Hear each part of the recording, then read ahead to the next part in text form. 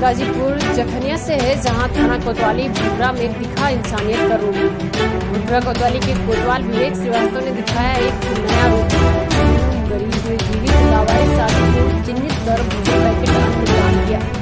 भुटरा कोतवाल विवेक श्रीवास्तव ने कोरोना जैसी महामारी को लेकर अन्नदाता बैंक का किया निर्माण।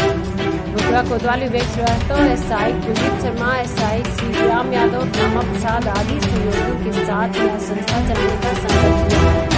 इसके माध्यम से विचलित व गरीब मजलूम जीवित लावारिस सबको भोजन कराने का निर्णय किया गया। साथ साथ अन्नदान करने का भी कार्य किया गया। कोरोना जैसी महामारी को लेकर भुटरा कोतवाली के सभी कर्मचारी मदद के लिए आगे आए। विवेक श्रीवास्तव, रामा प्रसाद, कुलदीप शर्मा, श्रीराम यादव आदि पुलिसकर्मी सहयोग में भाग ले। सभी गरीब मजलूम निश्चित व जीवित लावारिस चिन्हित कर भोजन कराया गया। साथ साथ अन्नदान भी किया गया। विवेक श्रीवास्तव ने बताया, यह कार्य तब तक चलेगा जब तक कोरोना जैसी महामारी पर हम विजय प्राप्त न करें। गांव क्षेत्र के लोग भी अन्नदान बैंक में अपने समर्थन को लेकर दान करने को आगे आए।